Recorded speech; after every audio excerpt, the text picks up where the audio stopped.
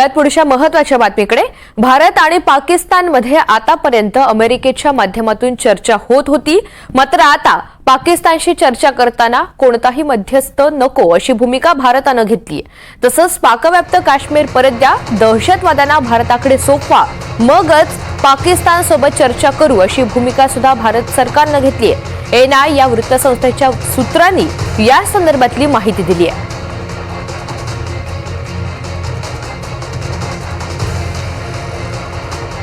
या सगळ्या संदर्भात अधिकची चर्चा करूयात। Lieutenant colonel Satish Dhage sir आपल्या सोबत आहेत। सर नमस्कार। एकंदरीत ज्या घडामोडी सध्या घडतायत, पीओके परत मिळणं आणि दहशतवाद्यांना भारताकडे सोपवणं, याच विषयावर आता पाकिस्तानसोबत चर्चा होणार आहे हे मात्र आता स्पष्ट झालंय। कुणाच्या मध्यस्थीची गरज नाही, भारताचा हा अमेरिकेला थेट इशारा म्हणावा लागेल। आत्ताच्या या टप्प्यावर भारताची ही महत्त्वाची भूमिका कशी कोणकोणत्या अंदाजाने महत्त्वाची ठरणार आहे, खास करून राजकीय विरोधी पक्षांकडून सुद्धा जेव्हा कडाडून टीका झालेली आहे त्याची सुद्धा या वादाची किनार असताना? नक्कीच ऋतुजा, खरं म्हटलं तर भारत जो आहे तो ऍडव्हान्टेजियस पोझिशन मध्ये होता आणि आपण जसं पाहिलं की भारतानं पाकिस्तानच्या हद्दीमध्ये घुसून त्यांचे महत्वाचे जे एअर बेसेस आहेत आणि 11 मिलिटरी बेसेस आहेत त्याला उद्ध्वस्त केलं आणि त्याच्यामुळेच कुठेतरी पाकिस्तानला जे आहे अशा प्रकारच्या शस्त्रसंधीसाठी अमेरिकेकडे दयावया करावी लागली। जर भारतानं या शस्त्रसंधीला हो म्हटलं असेल तर नक्कीच अशा काही अटी शर्ती असणार आहेत ज्या भारताच्या फेवरेबल असणार आहेत आणि म्हणूनच भारतानं या शस्त्रसंधीसाठी हो म्हटलेलं आहे। आणि पहिल्यापासूनच जे भारताची भूमिका ऍब्सोल्युटली क्लिअर राहिलेली आहे। पहिली गोष्ट 1972चा शिमला करार जर आपण कन्सिडर केला तर त्यामध्ये स्पष्टपैकी पाकिस्तान आणि भारतानं दोघांनी अग्री केलेलं आहे की जर काही वादाचे मुद्दे असतील, मुख्यतः बाउंड्रीशी संबंधित, तर सीमे संबंधित कुठलेही वादाचे मुद्दे हे द्विपक्षीय चर्चेतून आणि शांततेच्या मार्गातूनच त्या ठिकाणी सॉल्व्ह व्हावेत। एकतर्फी कारवाई कोणीही करू नये आणि सर्वात महत्वाचं थर्ड पार्टीचा त्यामध्ये कुठलाही रोल नाही। 1972च्या शिमला करारामध्ये क्लिअर कट हे लिहिलेलं आहे। एवढंच नाही, आतापर्यंत भारताची जी भूमिका आपण पाहिली तर यामध्ये कुठेही थर्ड पार्टीला जो स्कोप नाही।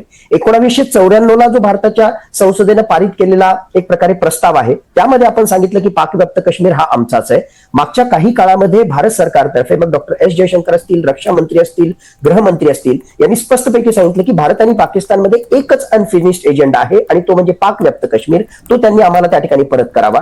एवढंच नाही तर जम्मू काश्मीरच्या विधानसभा असेंब्लीमध्ये म्हणजे आपल्या कॉन्स्टिट्यूशनच्या अनुसार सुद्धा 24 जागा ज्या आहेत त्या जम्मू काश्मीरच्या विधानसभेमध्ये या जम्मू काश्मीरच्या विधानसभेमध्ये या पाकव्याप्त काश्मीरसाठी रिक्त ठेवलेल्या आहेत। म्हणजे आमच्या कॉन्स्टिट्यूशनच्या अनुसार, संसदेच्या प्रस्तावाच्या अनुसार, सध्याच्या भारत सरकारच्या भूमिकेच्या अनुसार यामध्ये कुठलाही त्या ठिकाणी किंतु परंतु नाही की पाकव्याप्त काश्मीर हा भारताचाच आहे।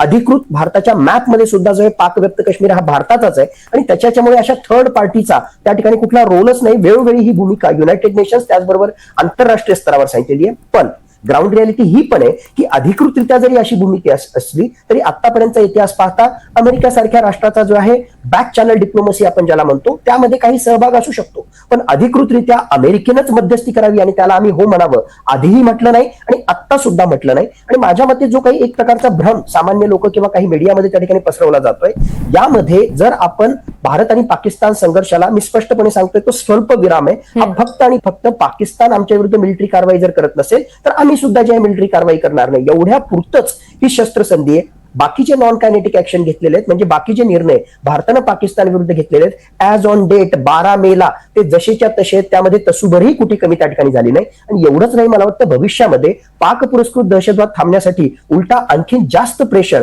आपण पाकिस्तानवर त्या ठिकाणी करू, कारण मुख्य लढाई आपली दहशतवादाविरुद्ध आहे। पाकिस्तान विरुद्ध युद्ध आम्ही कधी पुकारलंच नव्हतं। सतीश सर, ज्याचा उल्लेख आपण जस्ट आत्ता केला त्या संदर्भातच माझा पुढचा प्रश्न आहे, जी आता भारताची अत्यंत कडक अशी तटस्थ अशी भूमिका आहे की भारताकडे या दहशतवाद्यांना सोपवा आणि त्यानंतरच आपण चर्चा करू। भारत आता कुठेही तडजोड करणार नाही हे स्पष्ट आहे। पाकिस्तान समोर आता नेमके काय पर्याय असतील या चर्चेच्या दरम्यान? कारण यापूर्वी सुद्धा आपण पाहिलेलं आहे डीजीएमओकडे पाकिस्तानच्या मार्फत चर्चेसाठी सातत्यानं गयावया सुद्धा करण्यात आलेली होती। नक्कीच डीजीएमओनं जे आहे पाकिस्तानच्या डीजीएमओने 15:35 कालच्या पत्रकार परिषदेमध्ये असं सांगितलं की 3:35 दुपारी रिक्वेस्ट केली म्हणून आपण जी आहे ही त्यांची सीज फायरची रिक्वेस्ट ऍक्सेप्ट केली। पण मी आज पाकिस्तानी मीडियाच्या बातम्यांमधून जात होतो, पुन्हा एकदा त्यांच्या म्हणजे आतापर्यंत तसा त्यांचा कांगावा असतो की ISPR जे आहे पुन्हा दावा केलेला नाही नाही नाही आम्ही तर जे आहे अशा प्रकारे काही शस्त्रसंधीची मागणी पाकिस्ताननं तर जे आहे त्या ठिकाणी केलीच नाही. ठीक आहे, हा त्यांचा दावा असेल, पण माझ्या मते नक्कीच पाकिस्तानवर दबाव आहे. आणि त्याहून महत्वाचं, अमेरिकेनं एक प्रकारे या सगळ्या गोष्टींमध्ये मध्यस्थी केल्यामुळे ज्या अटी शर्ती आहेत, मला नेहमी त्या ठिकाणी वाटतं की ज्या अटी शर्तींवर भारत सुद्धा अग्री झालेला आहे, कारण भारत ऍडव्हान्टेजियस पोझिशन मध्ये होता. मग या अटी शर्ती आपल्या दहशतवादाच्या लढाईमध्ये पुढे घेऊन जाण्यासाठीच असतील. मग त्या काही अटी शर्तींमध्ये माझ्या मते जे आहे नक्कीच पाकिस्तानमध्ये असणारे जे ऍक्टिव्ह टेररिस्ट आहेत, त्यांचे मुखिया जे आहेत, त्यांच्याविषयी वेळोवेळी आपण डॉझियर इन्फॉर्मेशन आंतरराष्ट्रीय जगताला आणि पाकिस्तानला दिलेलं आहे, ते त्यांनी परत करावेत.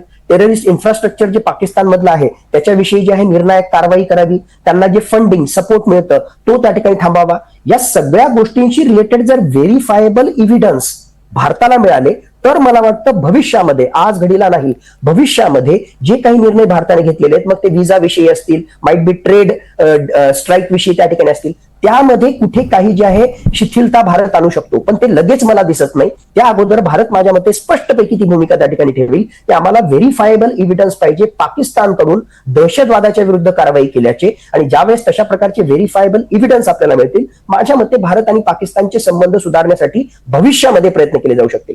आज घडीला तर मात्र दहशतवादाविरुद्धच्या लढाईमध्ये आपण जे नॉन कायनेटिक ऍक्शन घेतलेले आहेत ते तसेच आहेत आणि आणखीन त्यावर दबाव टाकणार आहे. त्याच्यामुळे पाकिस्तानची परिस्थिती जी अवघड आहे, पण तो कांगावा करत राहणार, दाखवणार जगाला एक आणि करणार दुसरं. आणि त्याच अनुषंगानं खरोखरच हे सीज फायर किती काळ टिकतं, पहिला प्रश्न तर हाच आहे की खरोखर जे काही आठवडे टिकतं, काही महिने टिकतं, किती काळ टिकतं ते त्या ठिकाणी बघावं लागेल. जितका काळ टिकेल ते पाकिस्तानसाठीही चांगलं आहे. माझ्या मते भारताला सुद्धा युद्ध नको आहे, संघर्ष नको आहे, भारतासाठी सुद्धा चांगलं आहे. पण त्यांनी जर सीज फायरचं व्हायोलेशन केलं तर कालच्या पत्रकार परिषदेमध्ये सुद्धा आपण स्पष्टपणे सांगितलं, जशास तसं नाही, त्याला आणखीन मोठ्या प्रमाणावर जे आहे उत्तर देण्यासाठी भारताचं लक्ष सक्षम आहे. आणि तशा प्रकारची चुणूक आपण मागच्या 3 दिवसामध्ये पाकिस्तानला ऑलरेडी दाखवलेली आहे.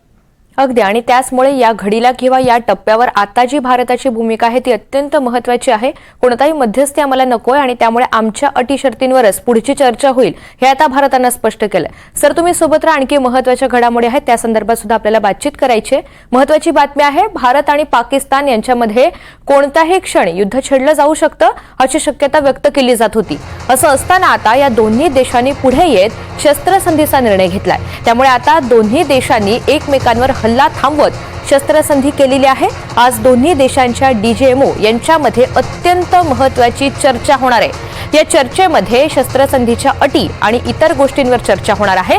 त्यामुळे आज होणाऱ्या चर्चेकडे संपूर्ण जगाचं लक्ष लागलंय. ही चर्चा सकारात्मक ठरली तर भारत आणि पाकिस्तान यांच्यातील युद्ध टळू शकतं, अन्यथा भविष्यामध्ये काहीही होण्याची शक्यता व्यक्त केली जाते.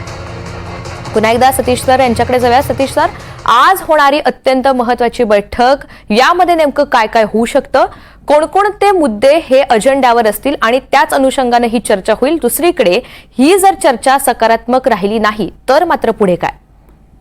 नक्कीच 12 मेला 12 वाजता म्हणजे आज दुपारी ही अत्यंत महत्वाची भारताचे DGMO आणि पाकिस्तानचे DGMO यांच्यामध्ये चर्चा होणार आहे. आणि त्याची पार्श्वभूमी जी आहे, ज्या प्रकारचं सीज फायर प्रपोज केलेलं आहे पाकिस्ताननं, खरं म्हटलं तर जे आहे 2003 पासून ऑलरेडी भारत आणि पाकिस्तान यांच्या सीमेवर जे आहे सीज फायरची त्या ठिकाणी घोषणा केली होती. पण तरी सुद्धा सीज फायरचं व्हायोलेशन पाकिस्तान वेळोवेळी करत आलेलं आहे. 2021ला पुन्हा आपण त्याला रिकमिट केलं. पण मागच्या 3-4 दिवसामध्ये ज्या घटना घडल्या त्या अनुषंगानं पुन्हा एकदा या सीज फायरला रिकमिटमेंट करण्याच्या पॉईंट ऑफ व्ह्यूनं आजची बैठक महत्वाची असणार आहे. 3 तासामध्ये जर पाकिस्तान या सीज फायरचं व्हायोलेशन करत असेल तर नेमकी त्याची मोडॅलिटी, या चर्चेच्या माध्यमातून मोडॅलिटी की खरोखरची शस्त्रसंधी त्याची अंमलबजावणी कशा प्रकारे करावी, तुमच्या चौक्या, आमच्या चौक्या, एक प्रकारे जे आहे हॉटलाईन कशा प्रकारे त्या ठिकाणी एस्टॅब्लिश करता येईल, तणाव टाळण्यासाठी म्हणजे सैनिकांमध्ये क्रॉस बॉर्डर फायरिंग हे त्या ठिकाणी होऊ नये, हा तणाव टाळण्यासाठी जे काय काय मेजर्स घेता येईल आणि त्यासाठी जे आहे व्हेरीफायबल अशा प्रकारची काय मेकॅनिझम असेल. थोडक्यात या सीज फायरची अंमलबजावणी करण्याशी संबंधित एक प्रकारचं टेक्निकल डिस्कशन हे भारताच्या मिलिटरी ऑथॉरिटीज म्हणजेच DGMO, director general military operations यांच्याकडून, त्यांच्या प्रतिनिधींकडून आणि पाकिस्तानच्या DGMO कडून केलं जाईल. माझ्या मते या चर्चेमध्ये फक्त आणि फक्त military in the sense armed फोर्सेसशी संबंधित ही चर्चा आहे. यामध्ये भारत पाकिस्तान संबंधाच्या दुसऱ्या कुठल्याही बाबीशी, मग त्या ठिकाणी काश्मीर प्रश्न असो, त्या ठिकाणी इंडस वॉटर ट्रीटी असो, ट्रेड स्ट्राईक असो, याचा या चर्चेशी काहीही देणं घेणं नाही. ती चर्चा कोण करणार? ती चर्चा जी आहे एक प्रकारे भारताचे परराष्ट्र मंत्रालयाचे जे प्रतिनिधी आहेत ते नक्की करतील, ते त्याच्यासाठी ऑथराइज आहेत. जस्ट आपल्या दर्शकांना समजण्यासाठी ही सीज फायरशी संबंधित चर्चा म्हणजे 2020 ला जसा गलवान संघर्ष झाला आणि तो गलवान संघर्ष झाल्यानंतर आपण जे आहे एक प्रकारे डिएस्केलेशन करण्यासाठी LACच्या अक्रॉस पाकिस्तान, चायनाचे आणि भारताचे सैनिक जे समोरासमोर उभे होते त्यांच्यातला तणाव निवळण्यासाठी एक नाही दोन नाही तब्बल 21 वेळा आपण जे आहे लेफ्टनंट जनरल स्तरावरची चर्चा केली. त्यामधली काही जे आहे ते DGMOच्या स्तरावरची होती. म्हणजे हे सगळे एफर्ट त्यावेळेस आपण जे केले तो सीमेवरचा तणाव टाळण्यासाठी, एक प्रकारे जे आहे जो संघर्षाची परिस्थिती निर्माण झालेली आहे ती टाळण्यासाठी होती.